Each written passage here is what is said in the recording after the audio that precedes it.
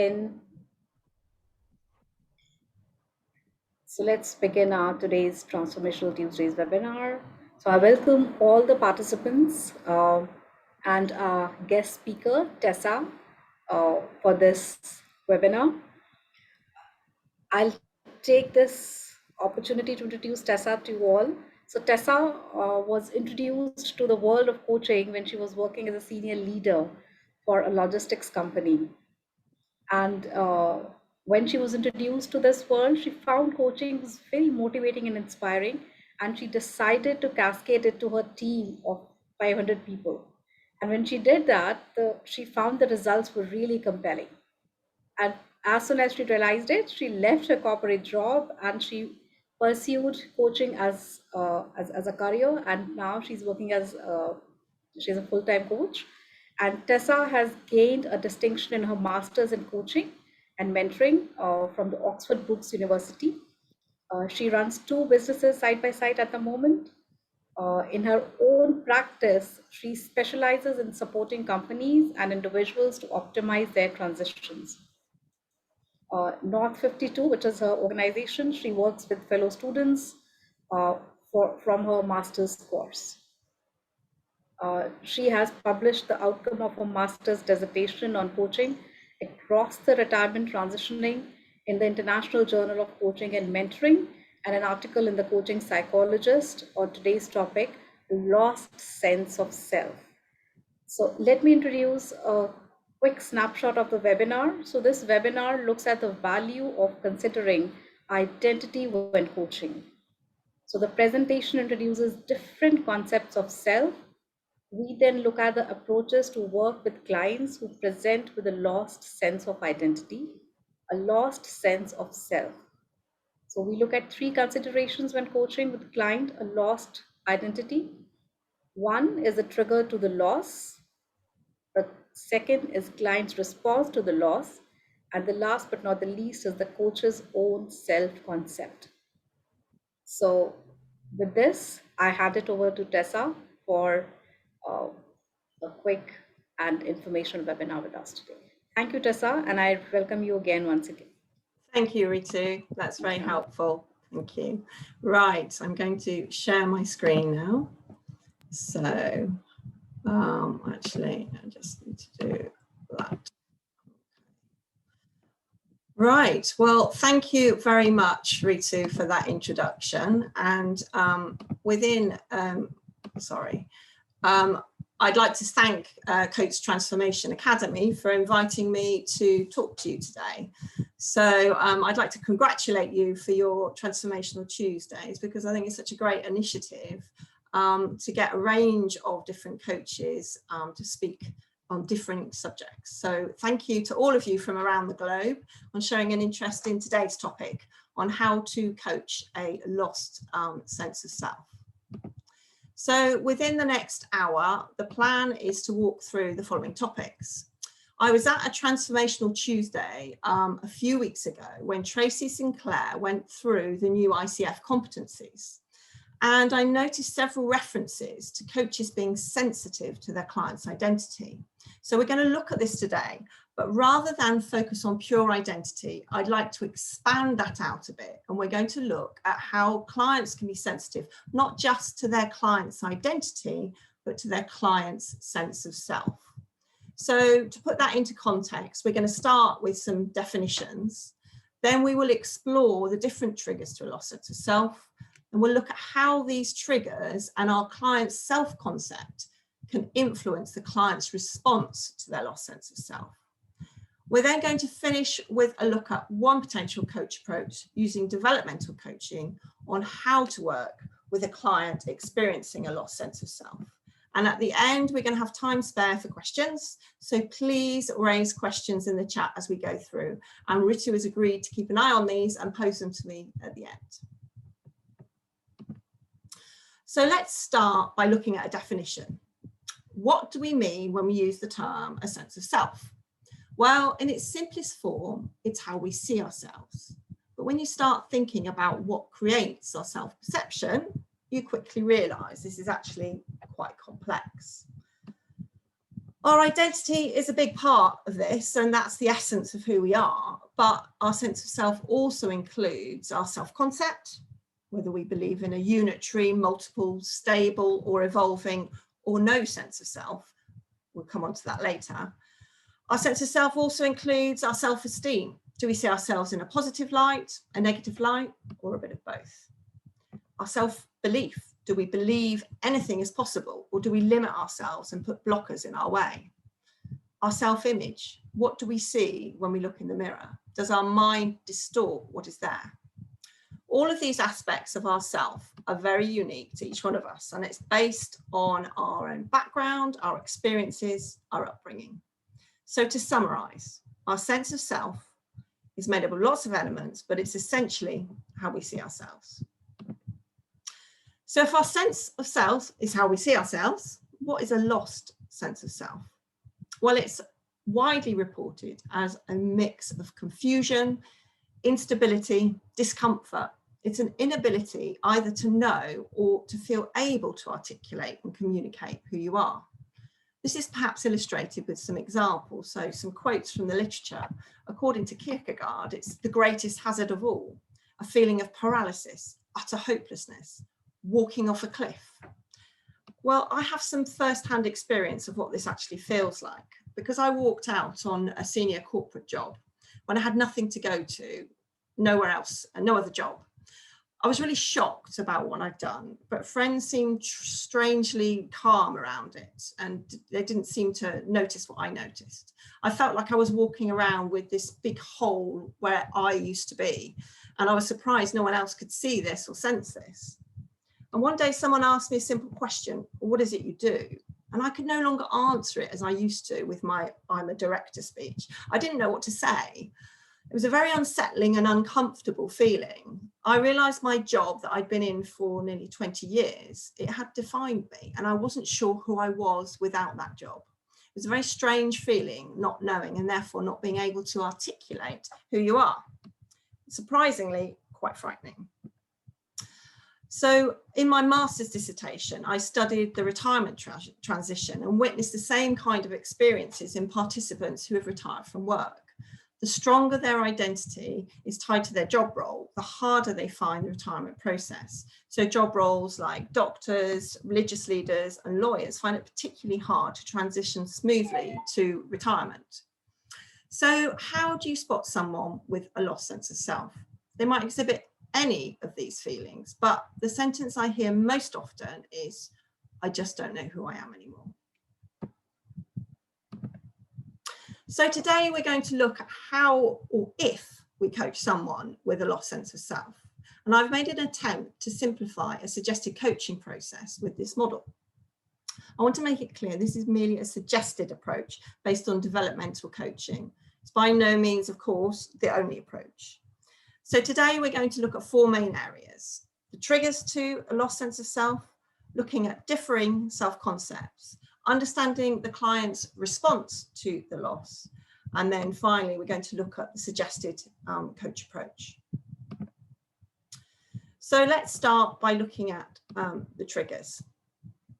So it's important we look at all potential triggers. As you'll see, some of these triggers may be best served by medics or psychiatrists rather than by coaches.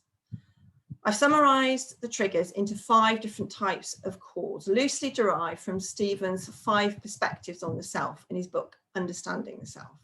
So we will now look at each of these in turn. Physiological triggers. So a lost sense of self can materialize from a physiological trigger. So changes to the structure of the brain or the chemical imbalances can prompt this sense of helplessness.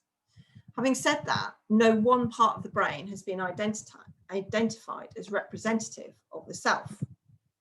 In a qualitative review of subjects with brain injury, Notchi reported 3 different aspects to a lost sense of self. First, there was a loss of self-knowledge. They no longer knew themselves, so they weren't aware of what they liked, what they disliked. Second, there was a loss of the self with comparison with the past.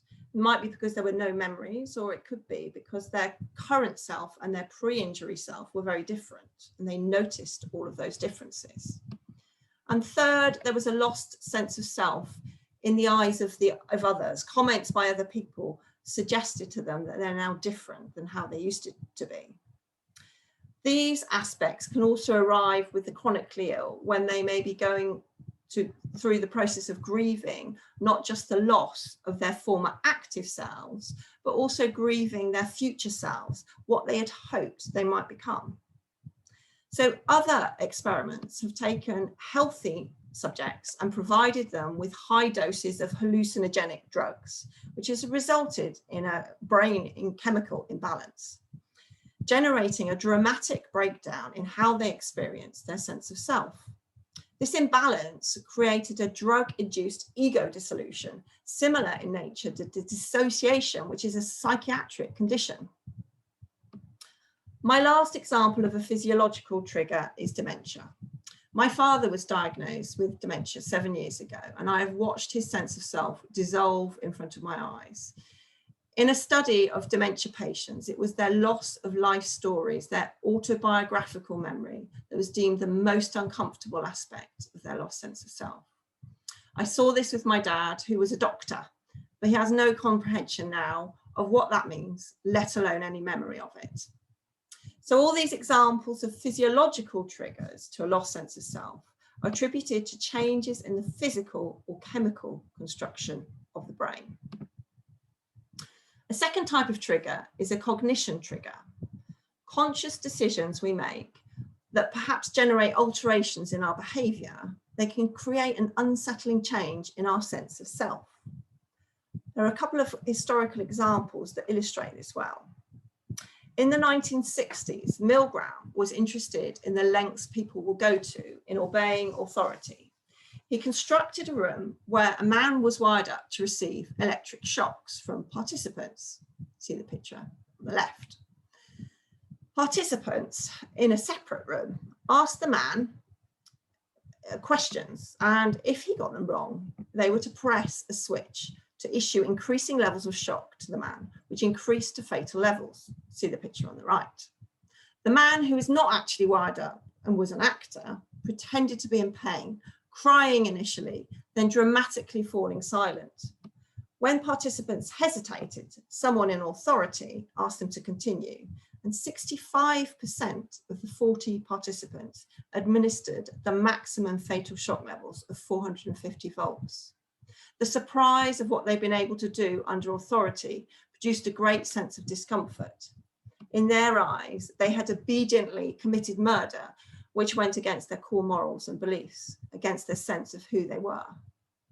In my work in prisons, I've encountered some prisoners who really struggle to come to terms with what they have committed as an out of character action, perhaps even murder, which has put them behind bars.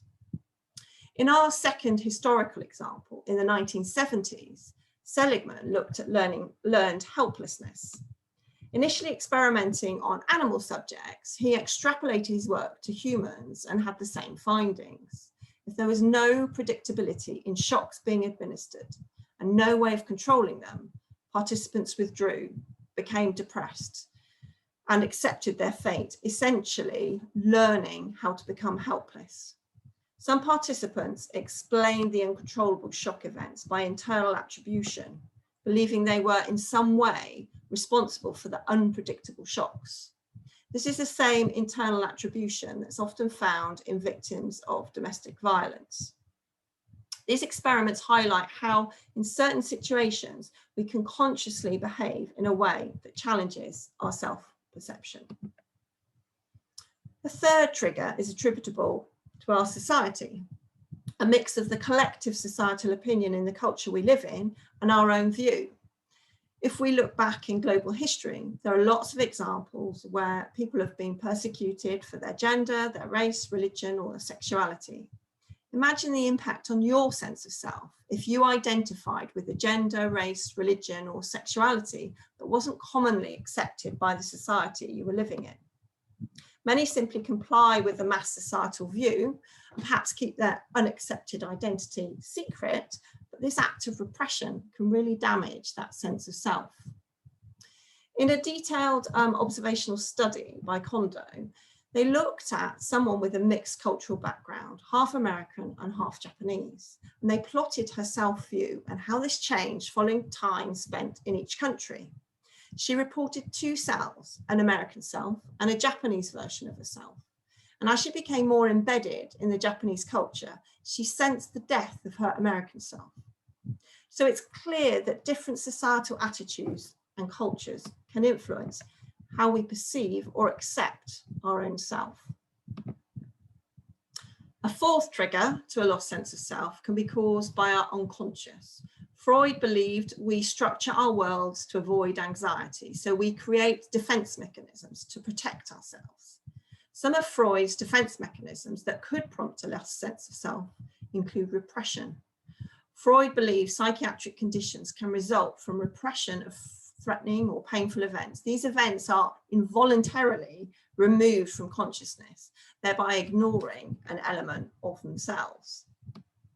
Projection occurs when you deny your own unconscious impulses, either positive or negative, and project them onto others.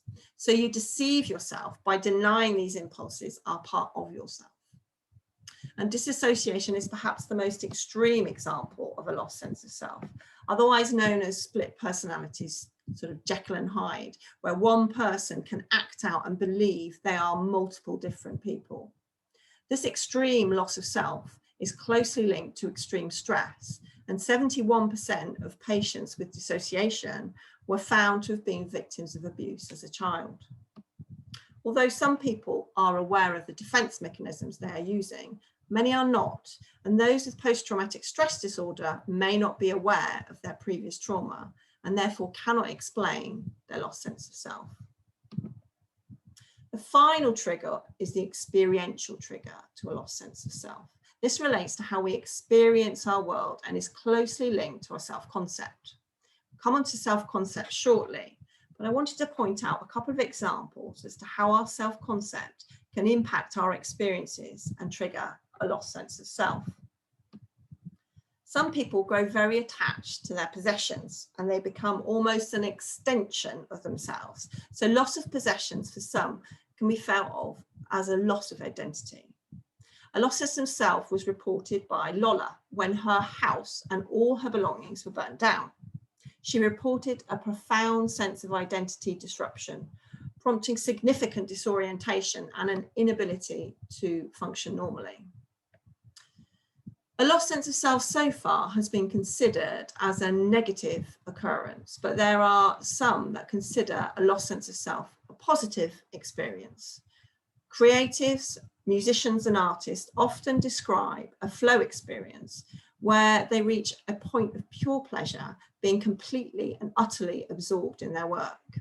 As one composer recounted, you feel as if you don't exist. You no longer have a sense of self. Religions often explore the concept of no self, and this is particularly explored in Buddhism, where Buddhists are encouraged to examine the self objectively, and by really looking at it, they're encouraged to realize that selfhood is merely an illusion. There is no self. So having looked at a range of different triggers, it's important at this point to recognize many of these cross the therapy threshold. The purpose of running through all of these triggers is for you as a coach to be aware of what could be causing this lost sense of self, so you can make an informed decision about whether to coach or not. There are two categories where coaching will have little impact. Physiological triggers are best served by medics, and unconscious triggers like defense mechanisms are best served by psychologists or psychiatrists.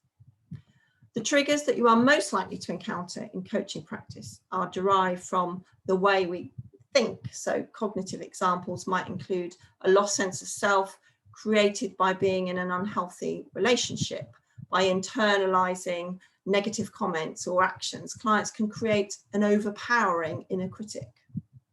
Societal triggers that you might witness might include a lost sense of self created by someone living in a new culture or someone from multiple cultural backgrounds who might be seeking cohesion as they sense a conflict between their varied heritage. Experiential triggers are the most likely types of lost self that you will experience. Experiential triggers are often closely tied to the other triggers, like societal influences and cognition.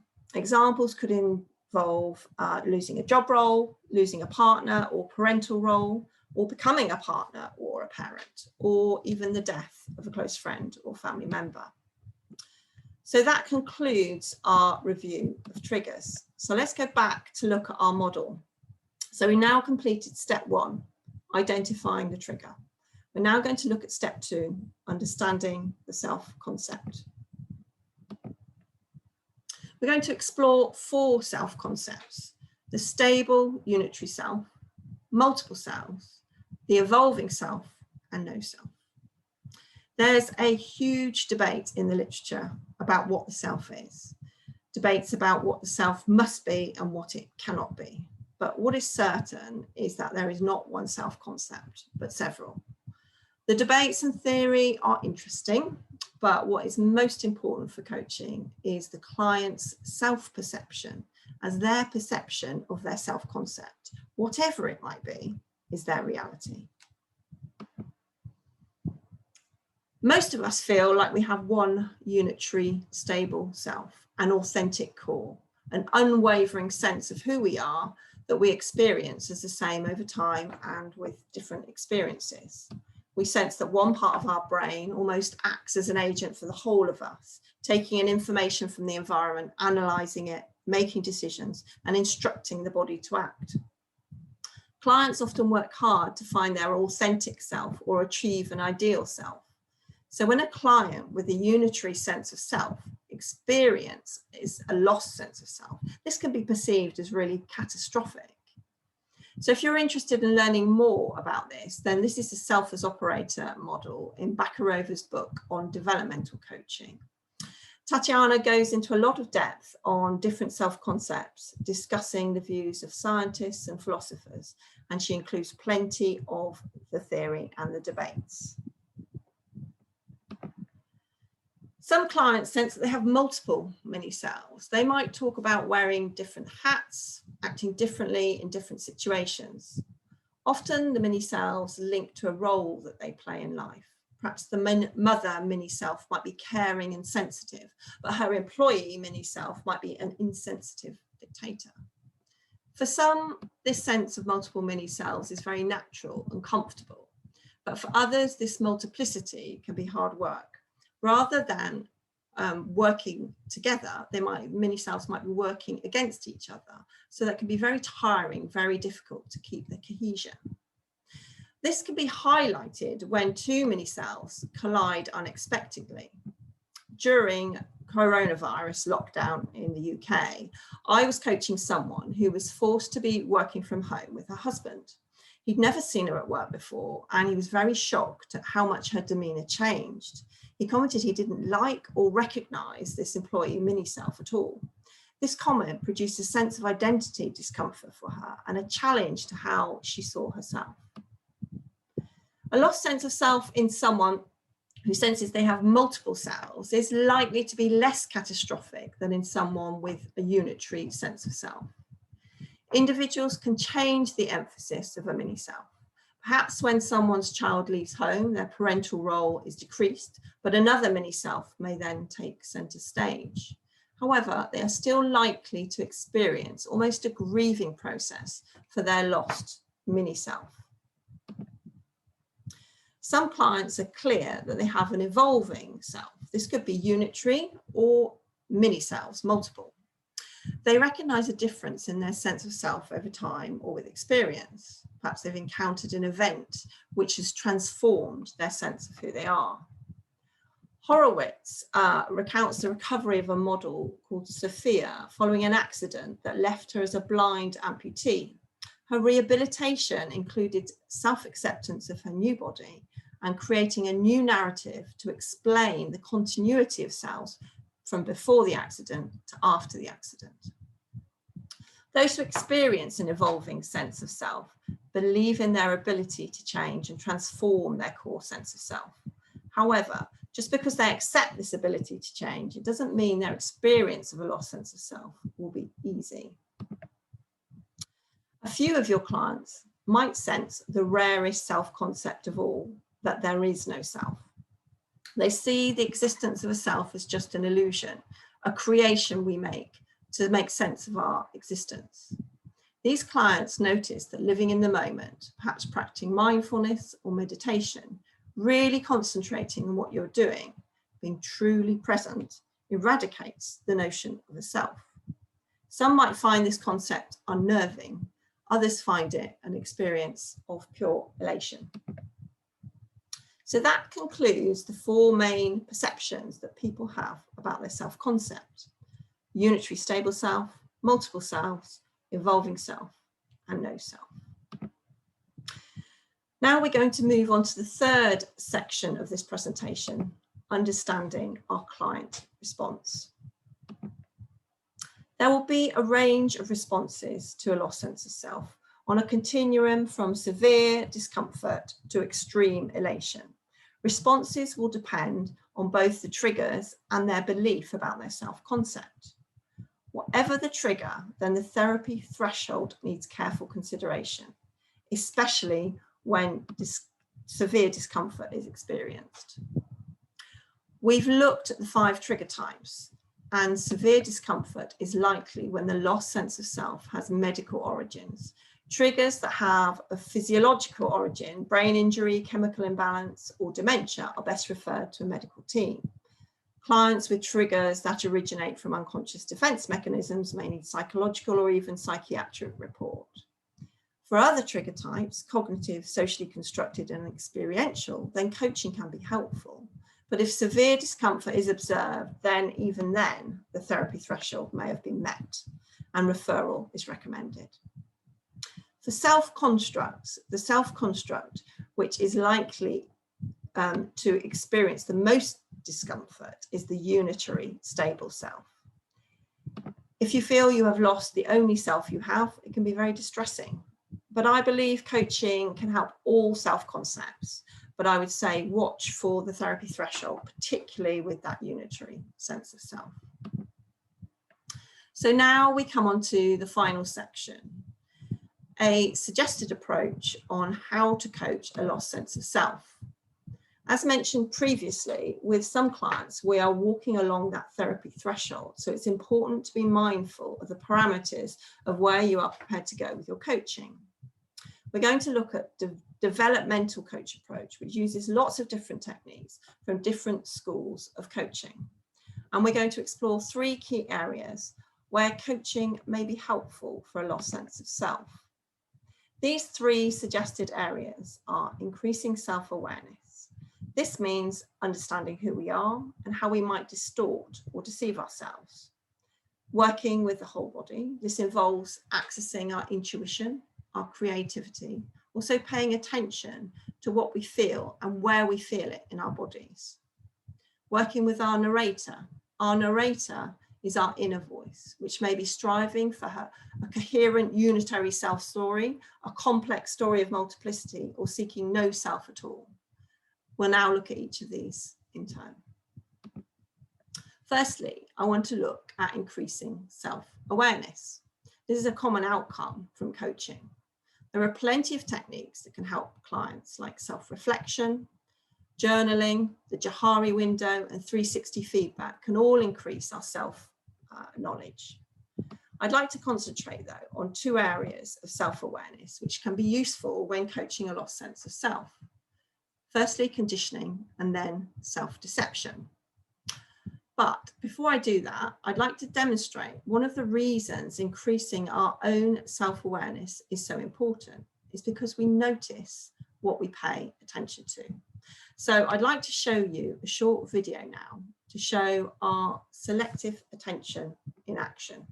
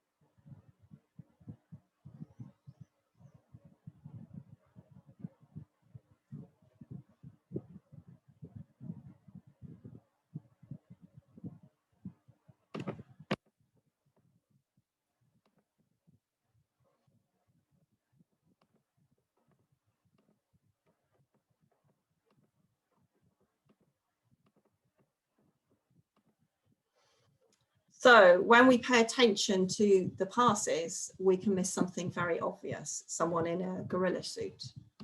So one area of self-awareness that clients with a lost sense of self may benefit from is to expand what they pay attention to. Clients may be experiencing a fixed view of the world developed through conditioning. Some clients may be stuck with one lens from years of conditioning, locked in a cycle of repeated thoughts and behavior, perhaps a negative pattern. They may exhibit strong negative self-beliefs. Breaking these conditioned habits of thinking negatively can be done in many different ways. Neurolinguistic programming focuses on changing the language that we use, and cognitive behavioral techniques work on changing our behavior. Both can encourage a more positive self-view. My preference is working with multiple perspectives. I usually start coaching by exploring my client lens, but I tread carefully in case there are difficult experiences yet to uncover. I invite exploration of other ways of seeing their situation. We all view the world through different lenses. Sometimes I use an analogy. Imagine a house, and how might you view it if you were planning to live there? How might you view differ if you were planning to holiday there or to sell it, or your job was to, you were an artist, you were commissioned to paint it? Each person would view it differently through their relevant lens, noticing the elements that were important to them. So what lenses would be helpful to your client's particular situation? The overall objective has to be to offer your client different filters, different ways of seeing their situation. Take someone who feels negatively about the loss of a parental role, perhaps when their children leave home. They may have been conditioned to prioritize their children over themselves and now feel at a loss about what to do when they're gone. Can they choose to view their situation more positively? Will they have more time, more freedom? So changes to language, changes in behavior, or multiple perspectives can provide your client with insight into an alternative self-view. The second area of self-awareness I'd like to consider is self-deception. Sometimes our self-perceptions are deliberately crafted. We deliberately avoid noticing things that affect our belief systems. This can be to protect us, so a defense mechanism against pain or anxiety. So be mindful of those potential subconscious triggers, but provide your clients with a safe space to openly explore any strong attachments to a belief system, to one particular lens. Do you notice a resistance to explore other viewpoints? Are there some topics that they are avoiding? I often use Keegan and Leahy's immunity to change model, which is when I sense that resistance, and this gently explores the underlying beliefs behind someone's actions. And I've used it to successfully change some really long held and established belief systems. Sometimes we're deliberately or intentionally blind to situations which might cause us issues. We deceive ourselves into believing that they don't exist. Perhaps we don't want to acknowledge a mini-self, as recognizing it gets in the way of what we think we should be. There are plenty of high-profile examples where we've turned a blind eye to situations which have had catastrophic consequences, perhaps in wars, within corporates, and even religious institutions. If you're interested in this, then I'd recommend Margaret Heffernan's book and TED Talk on willful blindness. She includes examples of this cognitive self-deception in action and includes Milgram's electric shock experiment in her chapter, Just Following Orders. So once you've explored your client's own self-view and the ways that they believe they deceive themselves, perhaps using something like a Johari window, the next step can be helpful to get other people's opinions, using something like a 360-degree feedback exercise, exploring where there may be differences between the client's view of themselves and the view of others. This may represent their self-deception in action. Again, the purpose here is for your client to alter how they view themselves, to gain a more complete perspective on their self. The second section of this coach approach is working with the whole body, and this covers both the deeper understanding of your client's current situation and the need for the client to engage the whole body to put things into action as a result of the coaching. You take stress, something most of us have experienced at some point. Although the origins may be cognitive, we learn to recognize that the physiological signs in our body when we're stressed, where we feel the stress, perhaps headaches, muscle tension, faster breathing, or increased heart rate. Work stress can create burnout, and when the body can no longer cope with the stress, it can prompt a lost sense of self. So coaching can empower the client to get better respect for their body. There are two areas of working with the body I'd like to look at in more detail. Firstly, soft thinking. Many clients have a tendency to overthink, which can cloud their vision. So soft thinking deliberately avoids hard cognitive thought. So if we take an example with a lost sense of self from the loss of a job role, perhaps through redundancy, coaching might involve exploring options on how they might like to spend their time going forward. If we were employing soft thinking, then we would create a calm, relaxed, safe space for our clients to quieten any overthinking tendencies. We might draw clients' attention to their intuition, understand what they would do if there were no barriers existed. Encourage clients to be more spontaneous, more creative, and to experiment with new things, just trying new things in a playful way, just having a go.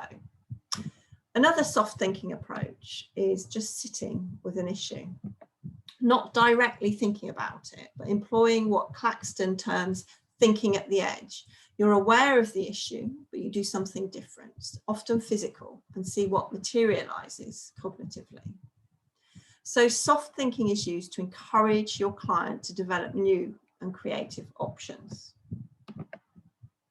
The second aspect of working with the whole body is working with client emotions. This can help us to understand an issue more deeply. It involves engaging not just the logical left-hand side of the brain, but the emotional right-hand side. By paying attention to the non-verbal communication, we can notice if it aligns to your client's words. Perhaps they are saying they feel fine about the redundancy, but their non-verbal communication suggests otherwise. Engaging clients with their emotions can be useful here. Goleman has plenty of ideas on how to increase your client's emotional intelligence. So for your client, this can cover increasing awareness about their own emotions, about the impact they have on others, and their ability to empathize. When exploring new options with your client, explore not just what they think, but what they also feel about each of the options. Gendlin talks about focusing, concentrating on felt senses, recognizing where in the body something is sensed can help clients recognize the whole body impact of a situation. Perhaps they are sensing the stress responses that we mentioned earlier. The Gestalt approach can be really helpful as well in focusing on the present moment and allowing your client to fully sense how they feel. Phenomenological inquiry can be useful to support this, asking them how questions like, how are you experiencing your fear? And what questions, what are you aware of in this moment? So working with the whole body involves not just engaging our physical body, but our internal organs and both sides of our brain. Working with our narrator is the final third element of coaching a lost sense of self that I'd like to explore today. When we engage with ourself, we often hear an inner dialogue, our inner voice, and this can often be an inner critic. This is what I refer to as the narrator. The narrator articulates the self-construct. Clients with a unitary self-concept might have a strong negative reaction to a lost sense of self. A discrepancy between an ideal self and a lived self has been attributed to causing a midlife crisis by Hollis. In this instance, clients may seek to alter their sense of self by decreasing the ideal, moving towards the ideal, or doing a bit of both. It might also be helpful for your clients to explore the multiplicity self-concept. Consider introducing them to theoretical mini-selves like Freud's id, ego, and superego, or Eric Berne's parent, adult, and child of transactional analysis. Clients with multiple mini-selves might come to coaching to let go of a mini-self and to grieve the loss of it. Just understanding that sense of grief and the process it follows can be enough for clients to feel more positive.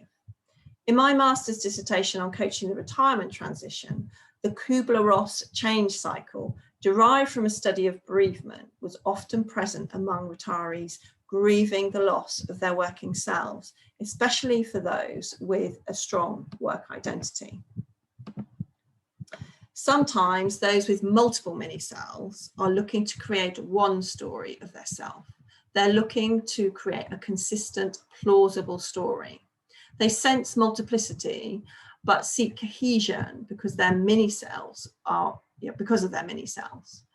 So I will sometimes use an inner team analogy. The client might be able to explore each mini-self, understand the role that they play in the team, and identify who is leading their inner team. David Drake's narrative coach approach can be really helpful in creating a new cohesive self-story. Maybe your client is experiencing an inner conflict between two mini-selves. Conflict may create fragmentation, which the clients might want to resolve.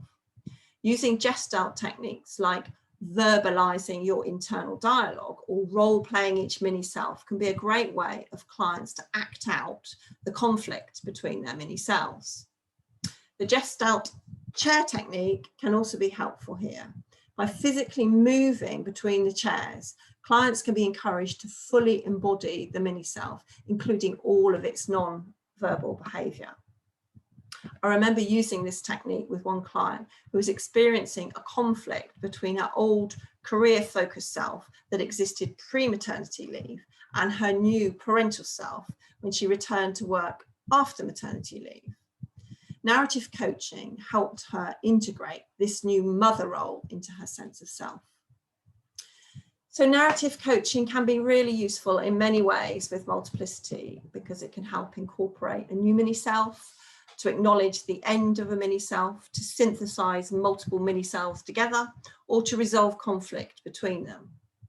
Now, lastly, I want to look at the situation where a lost sense of self is deemed a positive experience. Some of your clients may already be self-aware and very reflective on that quest for a no self. To help them achieve this, a key shift is for clients to change from looking for to looking at. This is where mindfulness assists. By focusing on what you're doing in the moment, you diminish that importance of the self. The Hungarian Csikszentmihalyi talks of the value of flow experience, often experienced by creatives, when we attend to and enjoy what we're doing in that moment. Practicing mindfulness and meditation can allow us to quieten our narrator and diminish that sense of self. So before we conclude, I'd like to leave you with some self-reflection. We've been focusing on the client's self-construct, but I think it's also important to reflect on your own position. Which self-concept is most like yours and why? Do you have a stable or evolving unitary self or a multiplicity model? Or do you experience no self at all? And how might your own self-concept impact your coaching? What happens if you have a different self-concept to your client? What happens if it's the same? If there is an impact on your coaching, then how can you stop your own self-concept from restricting what your client experiences in coaching? In my early days of coaching, when I believed I had a unitary sense of self, I coached a client who talked about having a dynamic sense of self, changing to match every social situation she encountered. She did not feel able to articulate one sense of self. This encounter was a really steep learning curve for me, understanding that not everyone had the same sense of self as I did. So I'm very grateful to my client for the journey of learning that she sent me on. So let's have a quick recap of what we've covered today. We started by looking at the potential triggers to a lost sense of self. and noted there can be medical or psychiatric causes. So the therapy threshold needs careful consideration. We then looked at the 4 types of self-concept and how the client's perception of their self-construct can influence how they might feel about this lost sense of self. We explored this client response as a continuum from severe discomfort to extreme elation.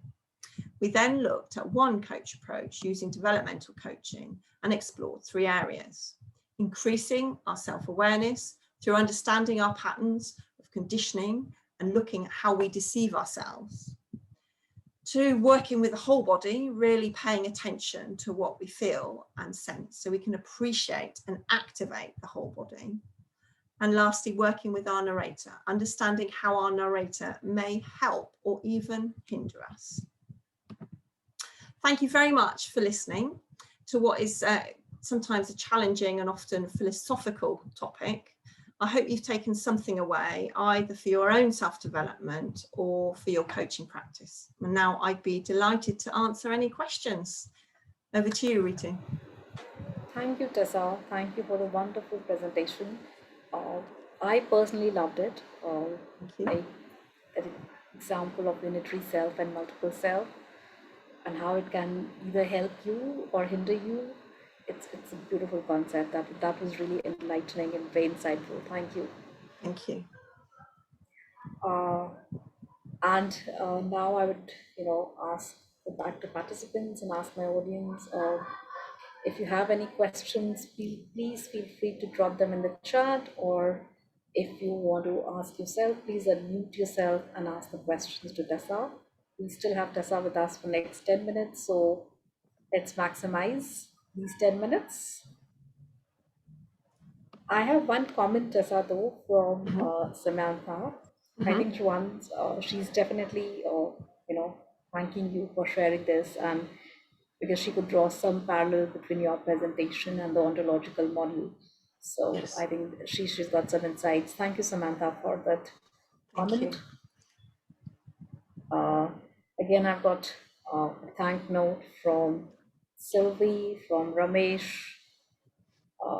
Everyone is like, I think they're like too spellbound to ask you any questions. Though, yes, we have the first question here. Yay! That how can we analyze the client state during the chemistry session? So it's a question asked by Nayan Kumar. Yes, and that is, it can be quite difficult because sometimes, especially nowadays, when you're not actually physically with the client, if you're perhaps over a webinar or you're on a phone, then sometimes it's difficult to get all that messaging from the body. But I think if you get that sense of helplessness, if you get that sense of discomfort, and that real sense of they don't know where to turn and they don't know what to do, that real sense of confusion, then it's worth exploring, perhaps, has something happened? Is there something that's happened in their lives that has prompted?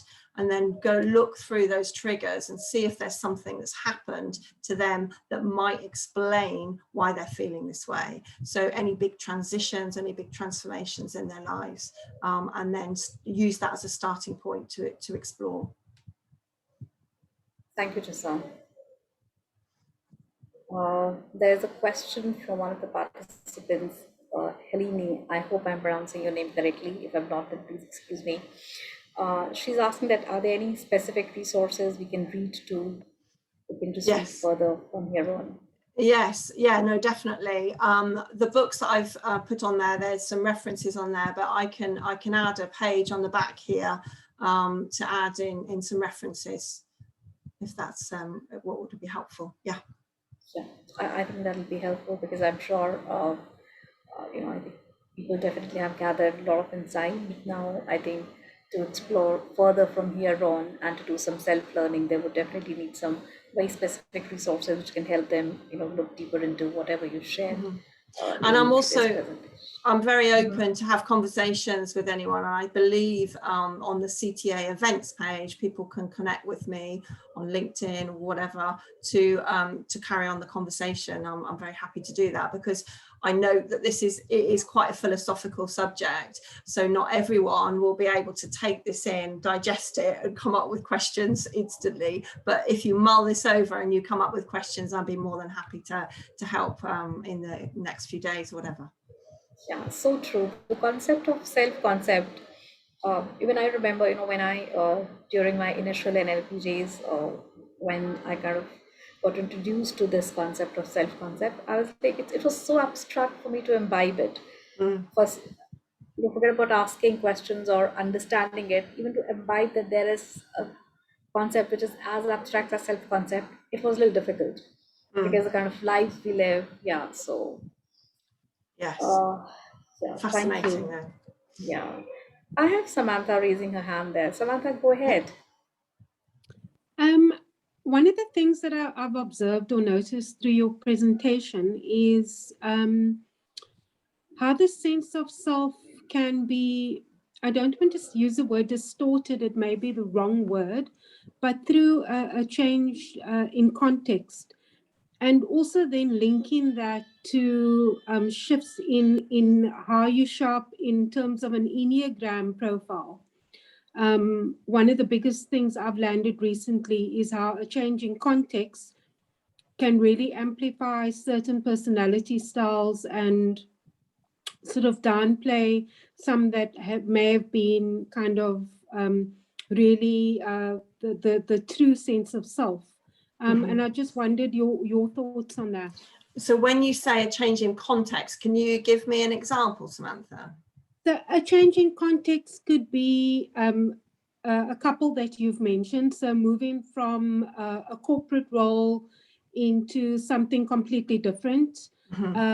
Moving from being in a corporate role to being a mom, as would be an example. We just and in the corporate example, I would speak to if you had quite a senior role, like a director role, and along with that role came and the hierarchy came respect and maybe amplified ego in a certain way, etc. And you move into something where there is no hierarchy, and suddenly you start questioning things like your impact and influence on people. So it would be that kind of change of context. Exactly, that what we've seen. So when I'm talking about the sense of self, I guess you've got personality hidden in there somewhere.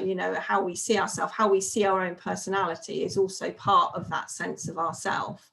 And yes, all those examples that you've just listed there, I've definitely seen that sense of feeling really uncomfortable when they transition. And yes, it can be linked to power and control and respect, that complete loss when they become perhaps a retired person. They no longer have that kind of kudos when they walk into a room anymore. And that can really impact their own self-view because it's how other people used to perceive them. Thank you. Thank you, Tessa, for answering that beautiful inquiry from Samantha. So I just want to, let my participants know that this entire presentation and this video will be available on our social media pages. So if you want to view this again, please feel free to join us on our social media pages, and you can have a quick rerun of this recording there. Any more questions for Tessa?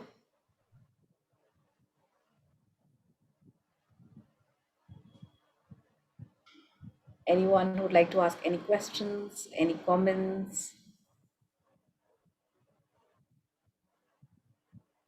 Though there are a lot of people, Tessa, who have who found this presentation very helpful. I can see a hands up by Dumi. Dumi, please feel free to ask your question. Thank you very much, Tessa. Thank you. Quick question on just dealing with the issue of self-perception and that. How about, or any comments on the the issue of the dehumanizing nature of long-term generational discrimination and the sense of inferiority that some people tend to take on and take over, and it's hard for them to undo and find themselves again. How would you work with someone like that? We have colonialism, we have apartheid in South Africa, for example, where I'm calling from, and people have I would say a very reduced sense of their own power. How do you deal with that when you can see and they know themselves that they are more than that, but it's not showing up? That's a great question. And you know, the society that they've been living in, and like you say, the generations of difficulties that they've experienced can really deeply embed that sense of dehumanization, as you call it. So it would be about quite a gentle exploration, I think, of what they sense themselves to be without those trappings. So if you took those culture and the generations away, who do they sense themselves to be? So trying to look at different perspectives on how they see themselves. So all that work on, you know, distortion, etc. Are they looking at themselves as they genuinely are, or if you took away their background and their societal influences, what would they look like then? So I would work with them on stripping some of the layers away to really focus on the core of who they believe themselves to be, and explore their self-concept, because, you know, they could be any of them. Thank you. Thank you, Tessa. Thank you for answering that question. So I think with this, we've reached the end of our today's webinar. Okay. Thank you, Tessa, and thank you, everyone. You. Wonderful. Pleasure. Thank you very much. Pleasure. And you know, you all can join us again on our social media pages to have a quick rerun of this video, or to, you know, kind of look at our future announcements for our future Transformational Tuesday webinars. Thank you, Brilliant. everyone. Thank you. Bye-bye. Bye.